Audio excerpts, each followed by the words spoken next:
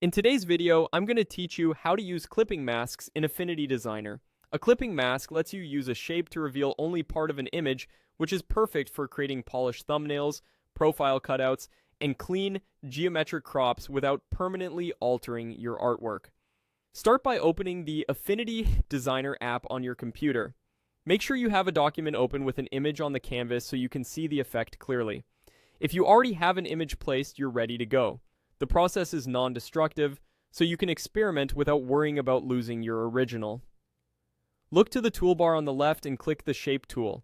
Depending on your layout, you might see options like rectangle, ellipse, triangle, or other geometric and decorative shapes. Any of these can be used as a mask, so pick the one that best fits your design. You can always change it later if you want a different silhouette. Select your desired shape, then click to activate it. If you see small controls in the context bar, those control properties like corner radius or number of sides for polygons. Setting these now helps you get a clean result once the mask is applied. Draw the shape directly on the canvas and place it in front of the image. Click and drag to size the shape. Holding Shift while dragging keeps proportions perfect for circles or squares.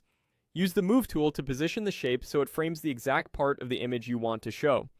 In the Layers panel, the shape should sit above the image layer. If it's not, simply drag the shape layer above the image layer so it's clearly in front visually and in the layer stack. Right-click with your mouse to open the context menu over your selection.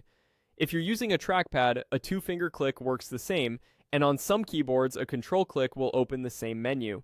This brings up the commands you need to turn your shape into a mask. From that menu, click Create Clipping Mask. Instantly, the image is revealed only inside the boundaries of your shape, while everything outside is hidden. The beauty of this method is that it's completely editable. You can select the shape and resize or move it to change what part of the image shows, or select the image layer and reposition it within the mask for perfect alignment. You can also refine the shape's properties, like rounding corners or adjusting a star's points, to fine-tune the edge of the crop. When you're satisfied, you've got a clean, professional cutout ready for export or further design work.